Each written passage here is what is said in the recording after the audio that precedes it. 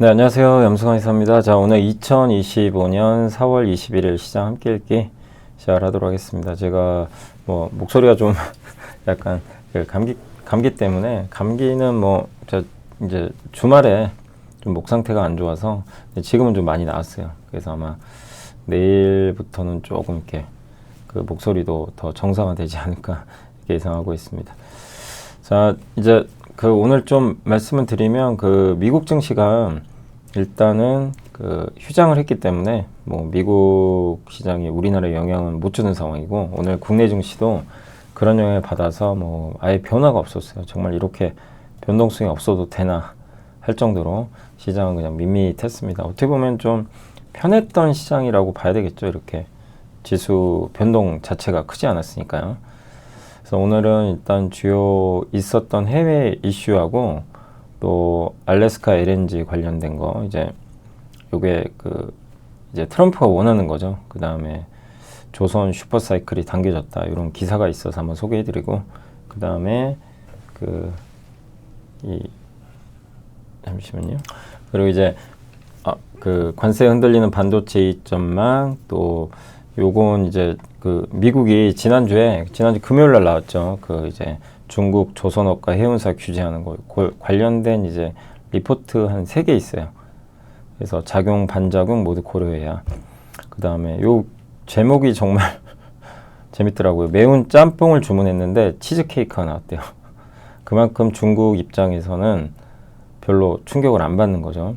그 다음에 최강시 연구원님은 이게 악재가 아니다, 호재다. 근데 오늘 주가 보면은 시장은 좀 악재로 보는 것 같아요. 한국한테. 오늘 중국 조선사가 막 급등한 것 같더라고요. 그리고 한 주에 4일만 일하게 된다면, 지금 정치권에서 갑자기 주 4일째 근무가 얘기가 나오기 시작했어요.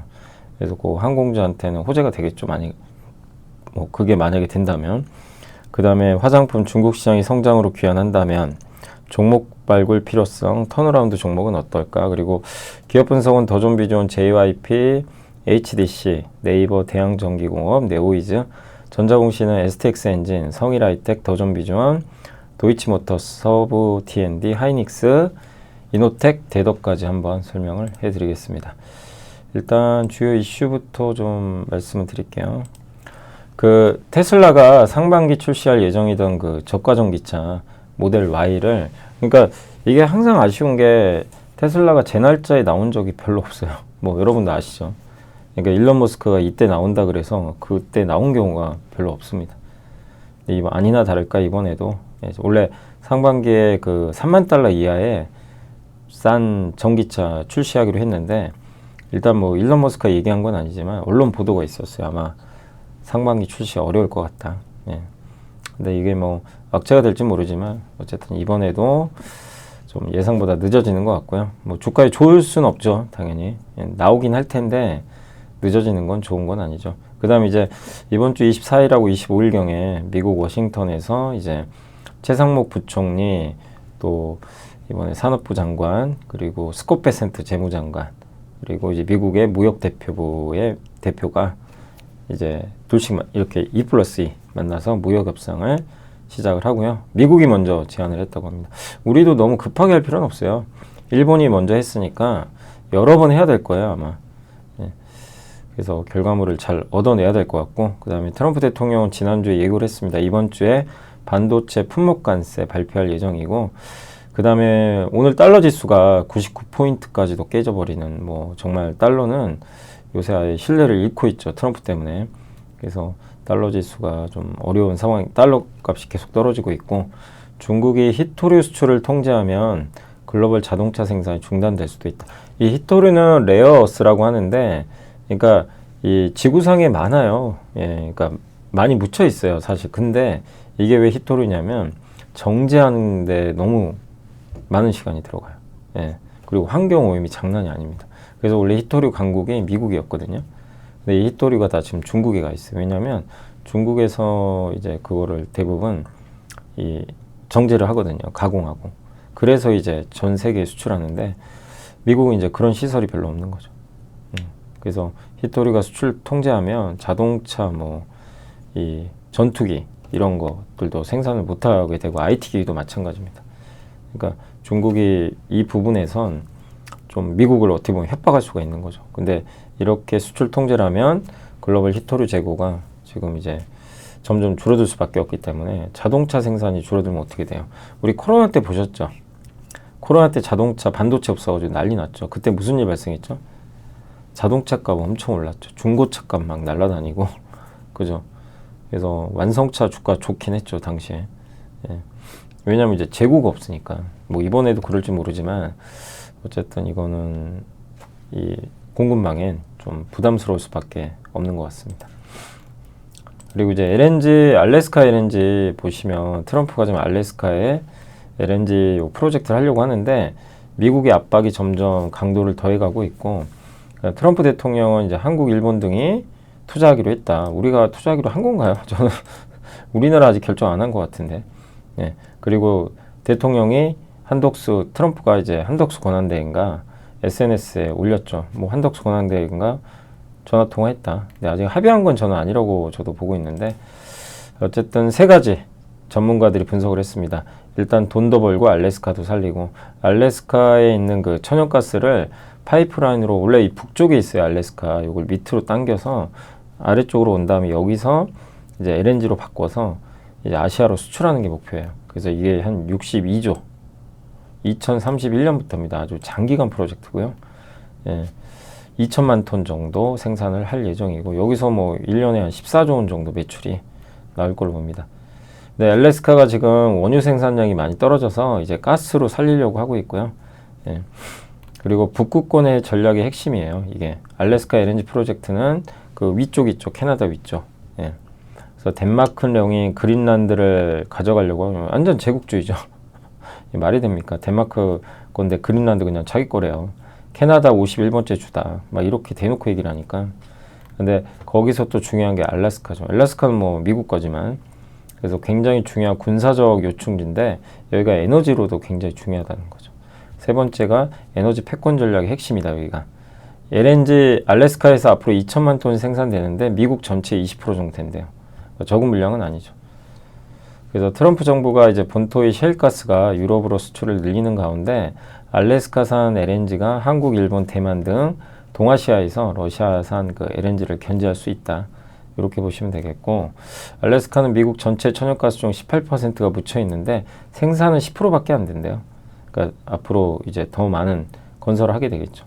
근데 문제는 이게 투자할 때 너무 시간이 오래 걸리고 장기 구매 계약을 맺었는데 막 이런 프로젝트가 지연되면 손해를 또 크게 볼 수도 있어요.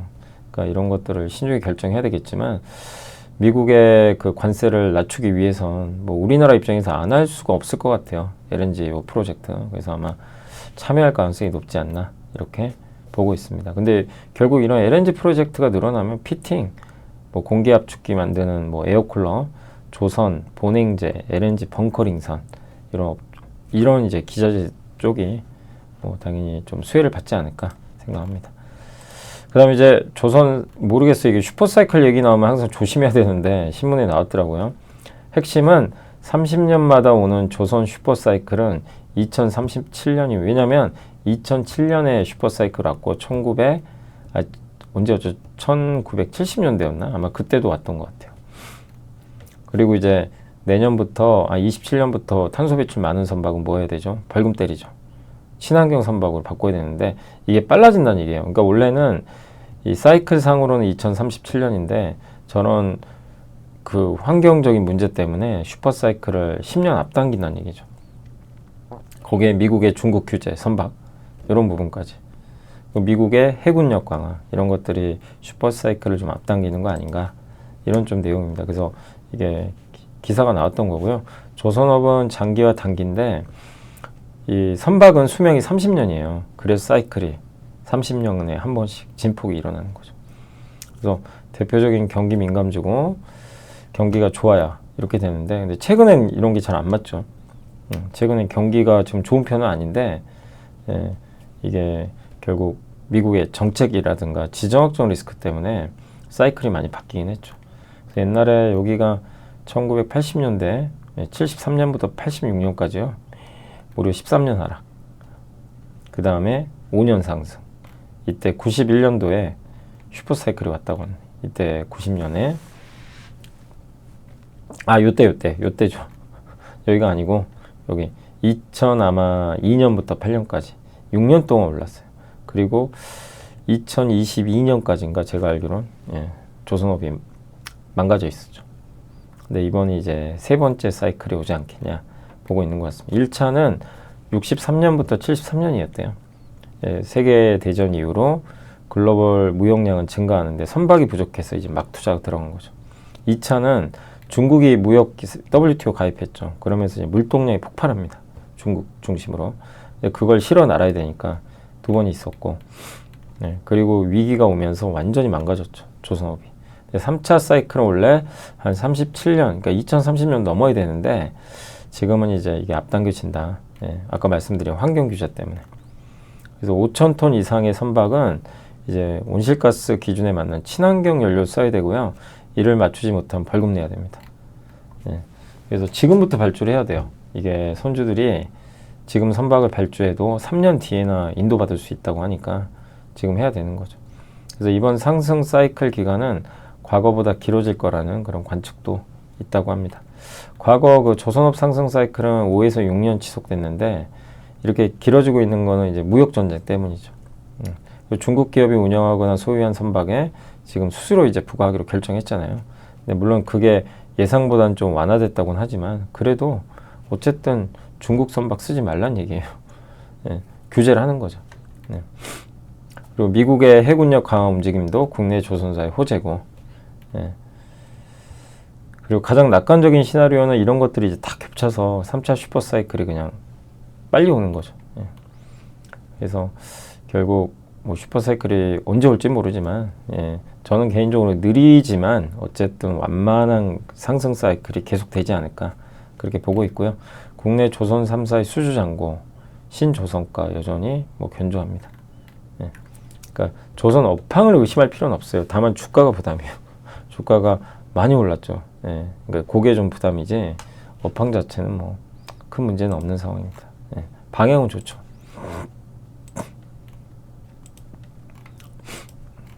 자, 이제 반도체 지금 관세 때문에 되게 어렵잖아요. 인텔이 중국 고객들한테 이메일을 보냈대요. 이런 그 용량을 갖고 있는 그 반도체는 미국에서 중국으로 수출할 때 허가를 받아야 된대요. HBM2 이상. 그러니까 아주 오래된 HBM이죠. 그러니까 이 저사양 제품까지 규제를 하는 거는 이제 맞는 것 같아요. 그래서 엔비디아, AMD가 2분기 영업이익 예상치의 20%, 46%의 타격을 AMD가 큰 타격 받을 것 같아요. 뭐 46%가 되니까요. 이렇게 되면 이제 반도체 섹터 이익 전망이 하향되겠죠. 그리고 트럼프는 이제 중국과의 관세 협상 타임라인을 3, 4주로 제시를 했는데 중국이 예상보다 이제 고자세로 나오니까 참 이제 당황을 좀 하는 거죠. 일부. 그리고 관세 이슈가 미국의 소비에 영향을 주게 되면 IT 투자와 소비에 대한 시장의 기대가 흔들릴 수 있는 것도 부담 요인입니다. 그러니까 지금 반도체는요, 이게 반도체 가격 지수, D램 가격 다 오르거든요. 이렇게 현물 가격과 이제 고정거래가 차이인데 이게 올라간다는 건 되게 반도체 가격이 강하다는 거거든요. 그리고 낸드 가격도 꾸준히 오르고 있고 이런 거 보면 그러니까 되게 괜찮은데 반도체 전반적인 분위기는 좋거든요. 좋은데 관세 리스크 때문에 또 언제 바뀔지 모르니까 시장이 좋은 걸 좋다고 할 수 없는 좀 안타까운 상황이죠. 근데 관세만 아니면 분명히 지금 반도체는 업황 자체는 우호적입니다. 자, 그리고 이제 미국이 규제하죠. USTR 미국 무역대표부가 입항 수수료를 부과하는데 중국 이외의 선사는 그렇게 큰 부담은 없고요. 수수료 부과 대상도 많이 낮아졌어요. 중국산 선박 보유 또는 발주만으로 입항 수수료를 부과하는 규정도 사라졌고, 중국산은 어쨌든 26%, 180일 동안 그리고 유예기간을 줘요. 바로 부과를 안 해요. 10월부터. 그러면 앞으로 6개월 동안 이 중국산 선박 갖고 있는 회사들은 중국산 선박은 미국에서 빼버리면 돼요. 그리고 다른 나라 선박으로 미국으로 보내면 되죠. 이거 재배치하는 거죠. 그렇게 해서 이제 좀 바꿀 수가 있고, LNG선과 자동차 운반선은 규제를 강화합니다. 그러니까 자동차 운반선은 미국산 아니면 다 선박 이제 수수료 부과하고요. 차량 한 대당 150달러 부과를 할 거라고 합니다. 그다음 중국 국적의 해운사와 선주에 대한 그 입항 수수료는 그대로 부과되고, 근데 어쨌든 중국 걸 쓰는 중국의 해운사나 중국 선박을 쓰는 회사들은 그걸 안 하는 회사보다 어쨌든 비용을 내야 돼요. 그러니까 중국을 규제하는 법안은 맞아요. 그래서 중국 선사들의 경쟁력은 미국에선 떨어질 가능성이 높습니다. 그래서 HMM도 다른 해외 선사보다 월등히 좋다고 지금 많이 알려졌지만 그 차별화가 조금 이제 사라지긴 했지만 중국 선박이 없거든요. 거의 없기 때문에 여전히 위치는 괜찮다. 그리고 관세 전쟁의 피해주로 참 힘들었죠. 물동량이 줄 것 같아서.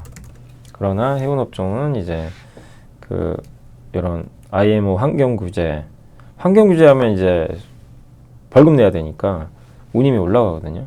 홍해 사태가 장기화되고 있고 항만도 적체되고 있고 입항 수수료 부과로 전반적으로 이 운임이 올라갈 가능성이 있어요. 그래서 여기서는 이제 현대글로비스와 페노션을 좀 언급을 해주셨고, 페노션은 일본에서 건조한 선박이 아마 미국 물량을 담당할 가능성도 있는 것 같더라고요. 그러니까 이 벌크선 같은 거 우리나라에서 거의 안 만들거든요. 근데 일본에서 이제 건조한 걸로 미국 가면 영향이 없죠. 중국산이 아니니까. 그리고 매운 짬뽕 주문했는데 치즈케이크 나왔다. 순했다. 수수료도 연 5회까지만 부과해요. 1년에 5번만 부과합니다. 이렇게 입항할 때마다 부과하는 게 아니에요. 원래는 그럴 거라고 생각했거든요. 그래서 요금을 유예 또는 면제받을 수도 있어요. 4,000 TU 이상 작은 선박. 미국, 한국까지 항해 거리가 2,000리 미만이면 뭐 그게 이제 뭐 중국산이어도 면제받을 수 있는 거죠.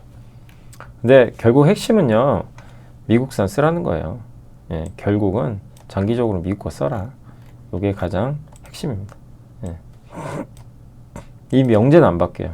그럼 미국 조선소 투자하는 게 좋을까요? 하나오션한테는 좋은 거죠. 왜냐하면 미국의 조선소 이미 사놨죠, 작년에. 필리 조선소. 그러니까 미국 현지 조선소 투자는 선택이 아니라 이제 의무입니다.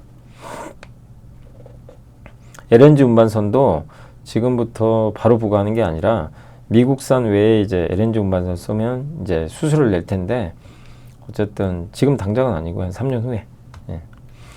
근데 지금 미국 연간 LNG 수출을 앞으로 많이 할 것 같은데 앞으로 520척 이상 LNG 운반선이 필요하다고 합니다. 근데 저거를 미국이 다 못 만들죠.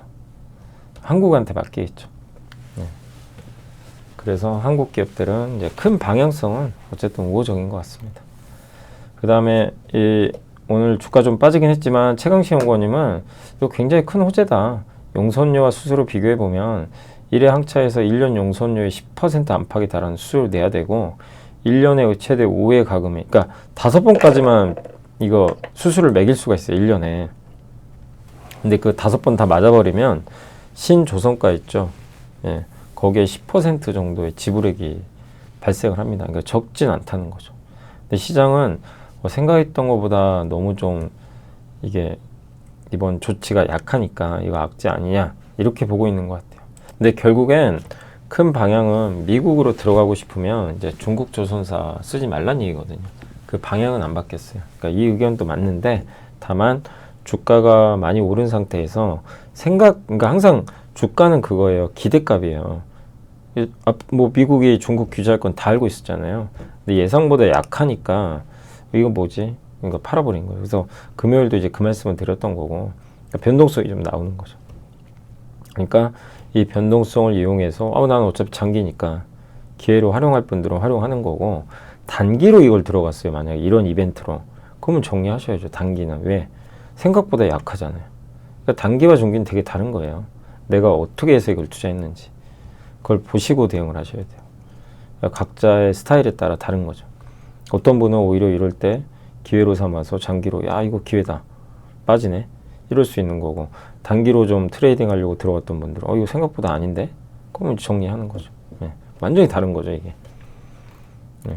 그리고 이제 LS증권의 저희 당사 이재용 연구원님이 지금 4일째, 뭐 4.5일째. 그러니까 저는 모르겠습니다. 그러니까 물론 아니 뭐 월급은 그대로고 돈은 일은 덜하면 뭐 당연히 좋아하죠. 누구든 그렇죠. 예. 근데 어쨌든 우리나라가 지금 이걸 해야 되는지는 잘 모르겠어요. 저도. 예. 한국은 지금 위기 상황인데 예. 이대로 가면 이제 아이들도 적을 수밖에 없고 예. 출산율도 너무 낮잖아요. 이게 맞는 건지. 근데 또 뭐 이런 얘기는 하긴 좀 조심스러운 게 또 뭐 생각들이 다 다르시니까 제가 뭐 예, 이렇다 저렇다 할 건 아닌데, 근데 어쨌든 예, 이런 이제 여야 양당 모두 이게 그 지금 줄이려고 하는 것 같아요. 예, 근무일수를 주 5일이 아니라 예, 5일에서 4일 아니면 4.5일제. 예. 그럼 이렇게 되면 어떻게 될까요? 만약 이렇게 되면 이제 금요일날 쉬는 거거든요. 예. 그럼 일주일에 4번 일하면 되죠. 그러면 어떻게 될까요? 여행 수요가 폭발하겠죠. 어디? 해외에. 가까운 일본, 뭐 동남아 이런 데 많이들 가시겠죠. 그래서 근무일수 축소는 이 저비용 항공사 LCC의 기회죠. 옛날에도 실제 과거 주 5일제 우리 도입했잖아요. 그때도 논란 많았죠. 야, 5일만 하면 어떡하냐. 근데 지금은 다 정착됐고, 예. 어쨌든 이렇게 되면 결국 예. 지금 여객 수요는 여전히 좋아요. 근데 이제 그걸 가격을 다 전가 못하니까 그런 거지. 여전히 여객 수요는 좋은 편입니다. 그런 내용이에요. 예. 지식이 복리로 쌓이는 투자 정보, 믿음 가는 투자 정보 파트너 투원투게더 오픈. 투원투게더란 LS증권에서 제공하는 서비스로 투자자들에게 다양한 정보를 빠르고 정확하게 전달하고 모든 투자자의 성공 투자를 함께 하기 위한 투자 정보 컨텐츠 서비스입니다. 투원투게더는 투원 HTS, 투원 MTS, 사용하는 매체 어디에서나 접속이 가능합니다. 투원투게더 어떤 컨텐츠를 제공할까요? 해외 이슈는 미국 시장 마감 시황, 해외 수급, 해외 증시 일정, 해외 뉴스 등 주식시장 흐름 파악을 위한 해외 시황과 이슈들을 알려드립니다. 시장 읽기는 주요 뉴스 요약, 뉴스 해설, 뉴스 연계 종목 등 주요 뉴스에 대한 빠른 요약과 관련 이슈에 대한 정보를 알려드립니다. 종목 톡톡은 수급 특징주에 대한 분석과 투자 아이디어, 실적 속보 등 종목에 대한 다양한 정보를 알려드립니다. 보고서장은 리서치센터에서 발행하는 보고서, 모닝 미팅, 공시, 그리고 증권사별 종목에 대한 요약 정보를 알려드립니다. 주식 배우기는 함께 배우기, 투자 상식 등 투자자들이 알아야 할 전문 지식과 투자 칼럼 및 자료에 대한 정보를 알려드립니다. 투원투게더와 함께 성공 투자를 만들어 보세요. 그래서 그게 실제로 현실화 될지는 지켜봐야 되겠습니다. 일단은 저걸 이제 저런 정책들이 좀 나오고 있어요. 이게 선거 앞두고 그런 부분들이 있는 것 같습니다. 중국 시장이 성장으로 귀환한다면 메리츠증권의 박종대 연구원님이 중국 시장에서 좋은 시그널들이 나오고 있다. 그러니까 중국 우리가 사실 화장품 별로 그렇게 안 좋게 보잖아요. 근데 시장 예상보다 좋아요. 소매 판매. 코스맥스 상해 법인도 작년 1분기가 굉장히 좋았는데 올해 1분기도 비슷하게 나올 거래요. 이건 예상 밖으로 좋은 거고 아이패밀리 SC도 마찬가지. 생각보다 괜찮다. 아무래도 적자는 맞는데 생각보다 적자가 줄 거래요. 한알령까지 해제되면. 그리고 중저가 브랜드 우리나라 잘하잖아요. 중국도 잘해요. 중국도 지금 중국 내에서 중저가 브랜드 하는데 이제 어쨌든 중저가 브랜드 시대니까 중국이 살아나면 우리나라 또 이런 인디 브랜드도 수혜를 받을 수도 있다는 거죠. 그리고 실리콘2가 미국에서 좀 경쟁이 치열한 것 같아요. 원래 미국 때문에 주가 많이 올랐는데 한국 화장품 수출에서 미국 비중은 16, 유럽은 9%거든요. 근데 실리콘2의 이제 매출을 보면 미국과 유럽 모두 다 비슷한 매출이 나올 것 같아요. 그러니까 유럽이 정말 빨리 성장하는 거죠. 근데 미국은 경쟁이 심해요. 아마존, 또 코스알엑스 같은 회사는 실리콘2에 의존하기보다는 독자 판매하고 있고, 그리고 한국의 이런 플랫폼 이상 BNC, 화해 등 여러 한국 플랫폼 기업들이 미국을 놓고 하니까 서로 이제 경쟁하는 거죠. 그래서 이제 실리콘2의 미국 실적 가시성이 좀 떨어진다 이런 내용이고, 대신 이제 미국 사업은 경쟁이 완화되거나 실리콘투의 오프라인 사업 본격화 전까지 그 추세적 실적 개선은 좀 논하기가 어렵다라는 내용이고, 반면 이제 유럽은 미국보다 이 전자상거래 침투율이 낮기 때문에 온라인 침투율이 되게 낮아요. 그러니까 경쟁이 심하지 않은 거죠. 그리고 이 유럽 시장에서 실리콘2에 대한 브랜드들의 의존도는 미국보다 훨씬 높겠죠. 그래서 유럽에서가 오히려 지금 좋은 상황이다. 이렇게 그 언급을 한 것 같습니다. 근데 미국 쪽이 좀 생각보다 만만치 않은 것 같아요. 근데 이번 어쨌든 실적 발표에서 주목할 거는 결국엔 이익보다는 매출이다. 일시적으로 이익이 악화될 수도 있대요. 그렇지만 어쨌든 매출이 늘어나는지, 매출이 더 중요하다는 거 한 번 더 확인하시면 좋겠습니다. 자, 그리고 이제 저희 당사 보고서인데 요게 이제 수익률이거든요. 보시면 오른쪽에 작년 수익률, 이쪽으로 갈수록 오른쪽으로 갈수록 그 이제 오른쪽으로 가는 거죠. 오른쪽이면 이쪽인가? 이쪽. 여러분이 보시. 그러니까 이 오른쪽으로 갈수록 그 작년 수익률이 좀 대만 엄청나죠. 위로 갈수록 올해 수익률이에요. 대만은 올해 안 좋아요. 작년에 좋았고 미국도 안 좋아요. 대신에 작년에 독일, 중국 좋았는데 올해도 좋고, 한국은 작년에 거의 꼴찌. 혼자 여기가 있어요. 근데 올해 3위. 그죠? 어쨌든 독일, 중국, 한국이 순위권에 있습니다. 한국이 완전 반전 드라마 쓰고 있는 거죠. 그리고 요거는 그 우리나라 PBR이 0.8배밖에 안 돼요. 지금도 너무 이제 밑에 있는 거죠. 아직도 싼 거고, 52주 신저가 있죠. 최저가 1년 내 최저가 대비해서 주가 얼마나 올랐냐. 이 위로 갈수록 주가 많이 오른 거예요. 그래서 하나유로가 52주 저가 대비 300% 이상 올랐고, 삼성전자는 여기 있어요. 삼성전자 한 10% 오른 것 같고, 여기 셀트리온, 기아, 현대차, 뭐 신한지주 이런 기업들이, 우리나라 다수 기업들이 여기 몰려 있어요. 이건 오른쪽은 시총 비중이에요. 시총이 큰. 이 위쪽이, 그러니까 요쪽에 집중됐다는 건 주가가 저가 대비 많이 못 올랐다는 얘기예요. 이 얘기는 뭐예요? 부담이 없다는 얘기죠. 수익률. 그러니까 삼성전자, SK하이닉스, LG엔솔, 기아, 현대차, 셀트리온 대부분 이제 10% 안팎으로 대형주 대부분은 바닥에서 크게 상승하지 못했어요. 지난해에도 못 올랐잖아요. 근데 그만큼 부담 없다는 거죠. 그러니까 PBR 0.8배대의 낮은 밸류에서 한국 증시 내부의 시가총액 상위 종목들인 반도체, 자동차 등은 52주 저가 대비 수익률이 바닥에 있어요. 그러니까 이 얘기는 한국은 이제 부담이 없다는 거죠. 밑으로 크게 내려갈 이제 부담은 없다. 그러니까 위도 잘 안 열리지만 아래쪽도 단단한 거죠. 그러니까 지금 지수대는 괜찮은 지수대죠. 단 위가 안 열려요. 트럼프 때문에. 그게 이제 답답한 상황이죠. 그러니까 부담은 없는 것 같습니다.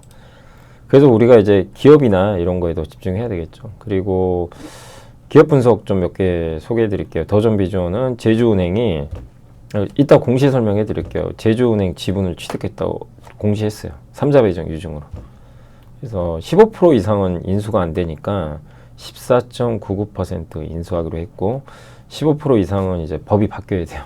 그래서 안 되고 2대주죠. 그리고 570억 투자해서 이 디지털 뱅킹 사업에 다 투자하겠다. 그래서 원래 제4 인터넷 은행 시장에 진출하려고 했는데 돈이 그렇게 되면 6천억에서 7천억 들거든요. 근데 그거 대신 570억으로 진출하겠다는 거죠. 10분의 1. PBR 0.5배짜리 은행업 인수했는데 바로 지분법 이익도 붙겠죠. 이익을 내요. 1년에 한 100억 벌어요. 그래서 이걸 이용해서 이제 은행업에도 같이 이제 시너지 효과를 내겠다는 거죠. 그래서 이따가 한번 설명드리겠지만, 다만 제주은행을 싸게 인수한 건 아니에요. 제주은행이 100억 정도 1년에 버는데 그거 계산해 보니까 PER 한 30배 정도 주고 인수한 거죠. 그렇지만 이제 그냥 인터넷 은행 진출하면 돈이 너무 많이 되니까 570억 가지고 하는 거잖아요.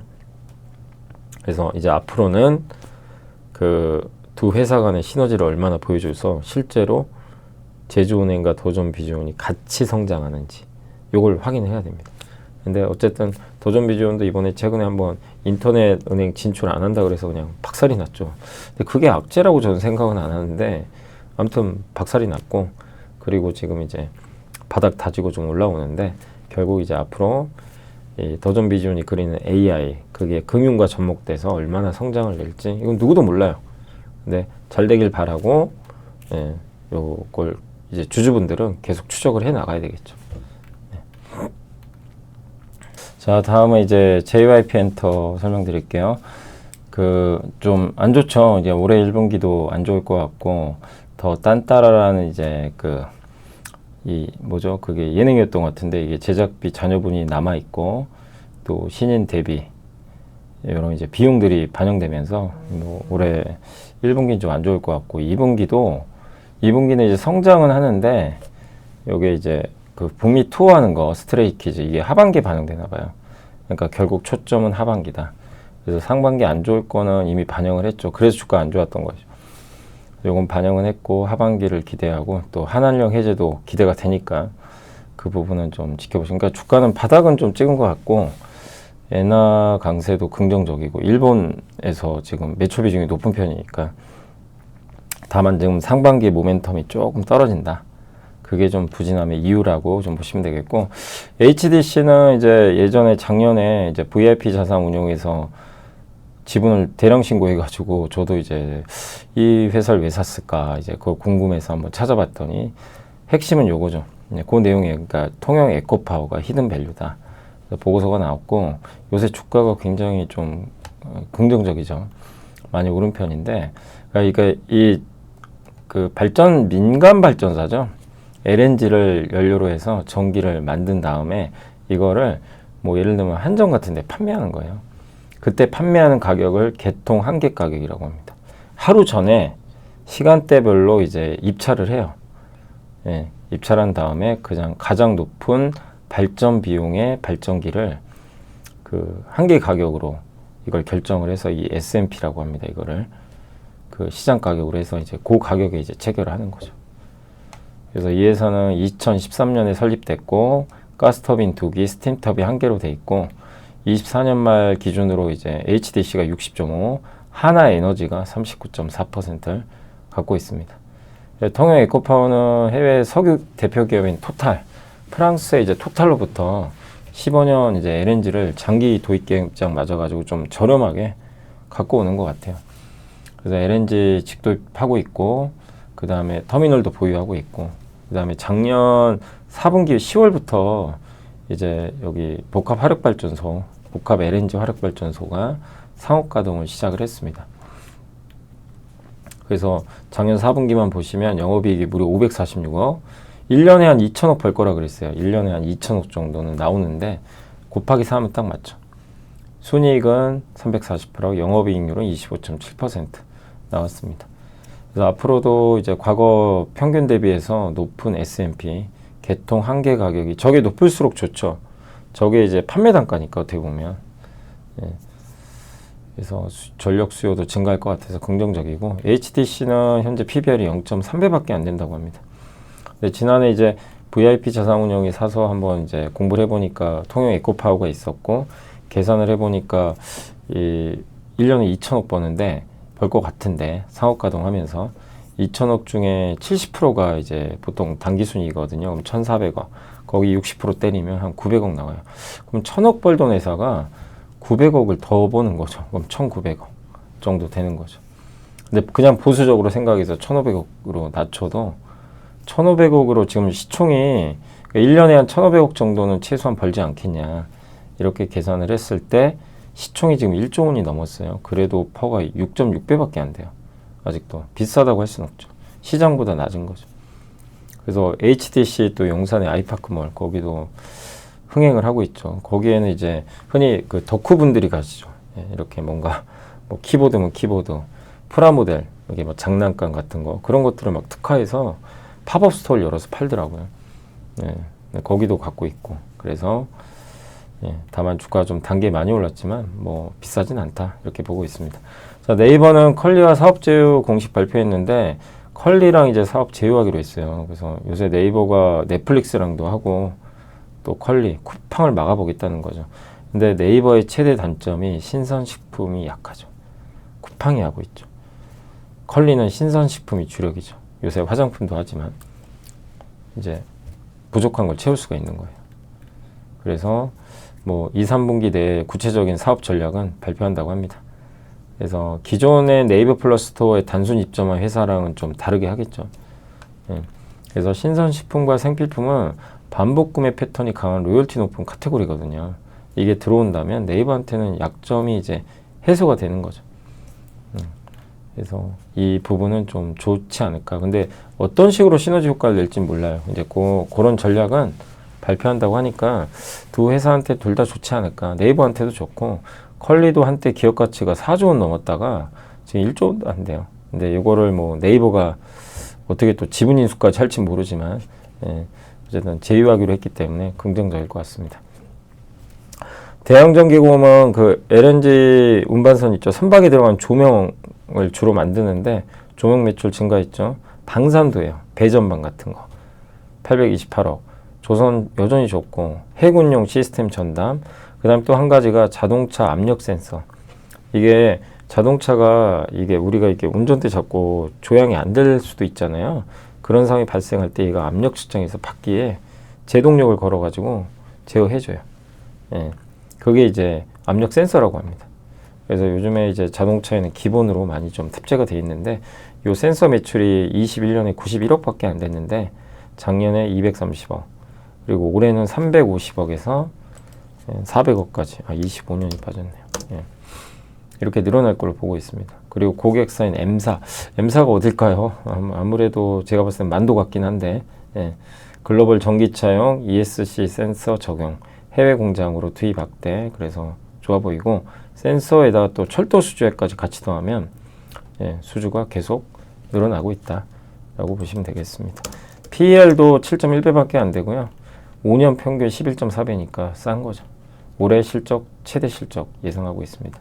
요런데 이제 조명이 들어가는데 요게 이제 그 요 위에 있는 요런 조명이에요. 요렇게 생겼어요. 배에 들어간 조명. 요게 압력 센서입니다. 마지막으로 이제 네오이즈 게임 업종 대안주다. 지난주에 이제 서브컬처 한번 보고서 보여드렸죠. 이제 신한에서 나왔던 거기에 이제 소개됐던 기업인데 오늘은 이제 키움에서 보고서가 나왔고, 근데 여기는 피해 거짓이란 게임이 있어요. 요게 이제 그 기존 나왔던 게임에다 더해서 추가적인 이제 컨텐츠를 만들어서 그걸 다운로드 컨텐츠라고 하는데 DLC. 예. 그래서 요런 거는 관세가 없죠, 사실. 요게 이제 출시가 된다고 합니다. 그러면 이제 또 게임 매출이 증가하겠죠. 그리고 피해 것이 다운로드 컨텐츠는 15에서 20시간 기본으로 하니까 아마 $30 수준으로 가격이 나오지 않겠냐. 근데 대신에 이 다음 차기작 있죠. 차기작은 조금 더 밀릴 수 있다. 원래 27년에 나올 줄 알았는데 28년으로 조정될 수도 있다라는 내용입니다. 요게 바로 그 피해 것이라는 게임이고요. 이렇게 뭐 주인공이 뭐 들고 저는 안 해봤는데 아무튼 이렇게 예. 몬스터 있죠. 막 예. 무찌르는 것 같고 그 다음에 요게 브라운 더스트 2라는 그 서브컬처 애니메이션을 기본으로 한 그 게임 화면인데 예. 요걸 더 저는 개인적으로 기대를 하고 있어요. 왜냐하면 이제 그때 지난주에 나왔던 보고서의 서브컬처 저게 이제 흥행을 좀 하고 있죠. 저런 스타일의 게임들이 요즘에 그 시프트업도 그렇고 예. 그래서 이게 역주행한다고 하는데 네오이즈는 요 브라운 더스트 2가 이제 꾸준히 매출이 나올지가 관건이 될 것 같습니다. 그래서 다 했고요. 예, 공시 보고 마무리하겠습니다. STX 엔진이 선박용, 그러니까 STX 엔진은 그 자주포 있죠. K9 하나여로에 그 엔진 만들어요. 국산화에 성공했는데 원래 선박도 합니다. 예, 선박도 하는데 거의 안 하다가 이번에 수주를 받았어요. 현대중공업, HD 3호 예, 2개. 이게 이중연료 발전기 엔진이니까 친환경 엔진이죠. LNG 탑재하는. 예. 그래서 이번에 요 선수금 30% 받고, 그러니까 이 매출처를 다변화하고 방산에서 조선으로 좀 이제 약간 확장한다는 측면에선 긍정적일 수 있죠. 예. 근데 본업은 방산이 예, 본업입니다. 성일하이텍 정말 오랜만에 공급 계약 이거 봤는데 참 옛날 같으면 이런 거 나오면 참 주가 많이 갔을 텐데요. 얘는 불과 2년 전만 해도 그때 배터리가 한참 뜨거울 때. 예. 근데 이런 공시도 너무 오랜만에 봤고 아무튼 황산 코발트랑 황산 니켈을 여기 모로코 소재 배터리 소재 기업인 것 같더라고요. 여기다가 공급을 한다고 합니다. 그래서 정말 오랜만에 공급 계약 이슈가 나왔고 그 다음에 더존비 좀 아까 설명드렸죠. 제주은행 지분을 취득합니다. 그래서 570억 570억을 14.99% 주고 취득했으니까 이게 얼마가 될까요 그러면? 예. 3천. 그럼 이제 제주은행 지분 인수 시 부여한 기업 가치는 한 3,800억 정도 되는 거죠. 그리고 제주은행 당기순이익이 지금 104억이니까 그래서 이렇게 계산해 보면 PER이 36.5배 되는 거죠. 예. 그러니까 싸게 인수했다고 보기는 어렵죠. 이익 대비하면. 예. 그죠? 우리가 추정해 봤을 때. 예. 근데 그게 뭐 이렇게 따지면 또 비싸게 산 것도 같지만 원래 인터넷 은행 진출하려고 6천억 쓰려고 그랬거든요. 1조 이상.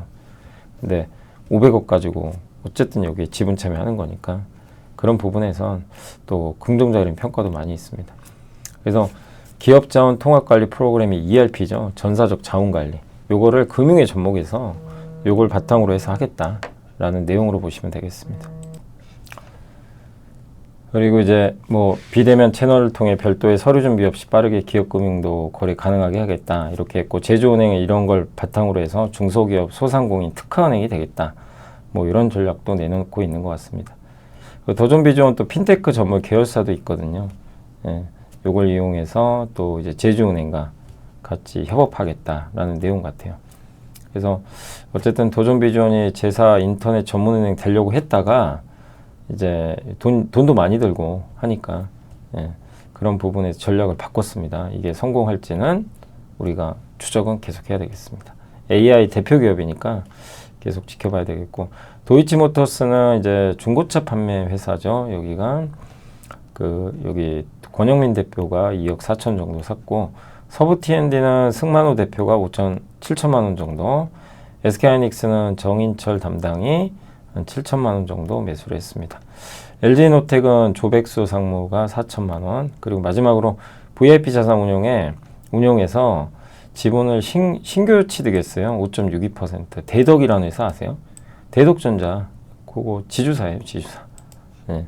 근데 와이솔 있죠. 그러니까 대덕전자랑 와이솔을 갖고 있는 지주사인데 둘 다 지금 안 좋았잖아요. 최근에 실적들이. 그래서 이 대덕도 실적이 뭐 아주 좋은 편은 아니지만 근데 대덕을 제 VIP 자산운용이 왜 샀을까 이렇게 보니까 요거 때문인 것 같아요. 수년금이 3,522억이나 있어요. 시총이 2,600억인데 자기 시총보다 훨씬 많은 현금이 있어요. 근데 그렇다고 주주들한테 소홀한 기업은 아니에요. 배당 수익률이 1년에 6% 이상 나와요. 실제. 예. 그 자사주 얼마 전에 3월 달에 자사주 취득 후 소각 발표했는데 이게 전체 주식수 대비 9.5%가 됩니다. 이런 걸 보면 대덕이 이 VIP 자산운용이 괜히 지분을 취득한 건 아닌 것 같아요. 가치주로 보고 네, 그리고 올해 대덕전자나 와이솔도 턴어라운드 할 가능성이 있거든요. 네, 이게 증권사 보고서를 보면 여러 가지 면에서 좀 중장기적인 시각에서 아마 VIP 자산운용이 기업 가치에 그러니까 지금 현금도 많고 하니까 그걸 보고 아마 신규 투자한 거 아닌가. 그래서 한번 우리가 추적을 또 해볼 필요는 있는 것 같습니다. 자, 여기까지 설명해 드렸고 네. 그리고 일단 오늘 시장 좀 말씀드릴게요. 오늘 종합주가지수는 일단 오늘 조금 올랐고 견조합니다. 코스닥도 견조합니다. 뭐 오르다 조금 밀리긴 했지만 견조한 모습이고 오늘 어디 갔나요? 외국인들이 오늘도 정말 끝도 없이 팝니다. 외국인 언제 들어올까요?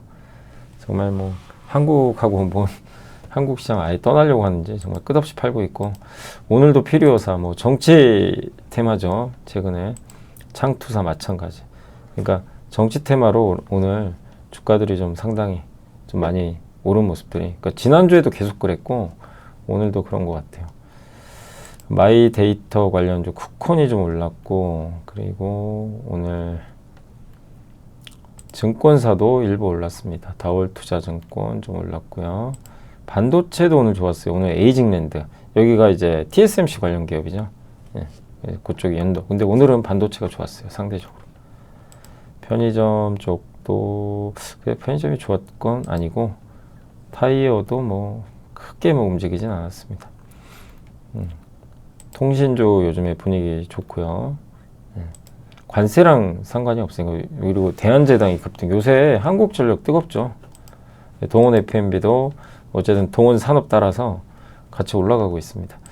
제약주 일부 좀 괜찮았고, 오늘 랜드에서 한솔케미칼 좋았던 것 같습니다. 테스, PSK, DNF까지 다 괜찮았어요.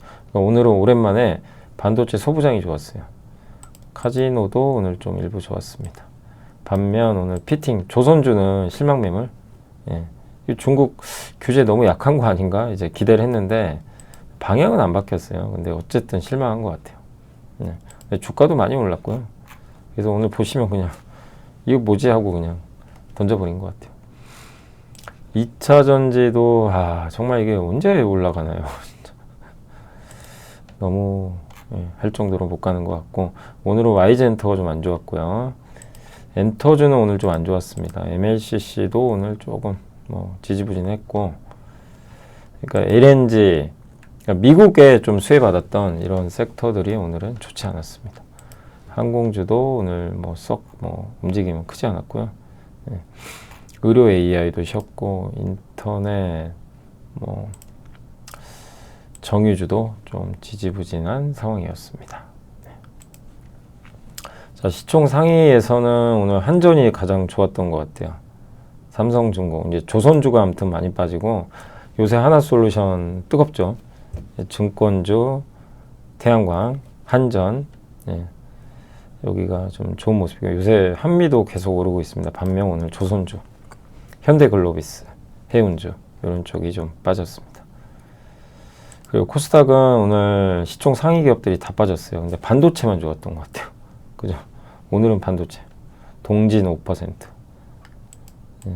오늘 반도체가 주도했고, 동진 파크, 그 다음 피부미용 휴젤, 하나마이크론 이쪽이 좋았고, 반대로 조선 기자재는 급락했습니다. 안랩은 정치 테마고, 코스닥, 코스피에서는 오늘 성신양해 같은 이제 SOC, 인프라 투자 관련된 기업들의 주가가 뜨거웠고요. 그리고 CJ가 좀 빠졌네요. CJ가. 근데 오늘 기사 보니까 뭐 올리브영 매출이 계속 둔화된다 이러는데, 그 기사에 보니까 외국인 매출은 뺀 것 같더라고요. 근데 외국인 매출도 더 해야죠, 당연히. 그죠? 당연히 더 하는 게 맞는 것 같고요. 어쨌든 그것 때문인지는 제가 모르겠지만, 근데 CJ가 오늘 5% 빠진 이유는 그거 말고는 없는 것 같습니다. 그러니까 기사를 보니까, 그러니까 뭐 이렇게 매출이 둔화된다 이런 내용인 것 같은데, 근데 거기에 좀 외국인 매출을 빼버렸더라고요. 근데 더 한다면 뭐 성장하지 않을까 이렇게 생각은 하고 있습니다. 그리고 코스닥은 이제 요새, 그러니까 한마디로 급락한 것도 정치 테마, 급등한 것도 정치 테마, 테마에 의해서 시장이 멈춰 있다 보니까 그렇게 움직였던 것 같습니다. 자, 오늘 어쨌든 고생들 하셨고요. 오늘 제가 좀 목 상태가 완전하진 않아서 좀 양해해 주시면 감사드리겠고, 시간이 가면 더 나을 것 같습니다. 몸은 정상인데 목소리만 잘 안 나오더라고요.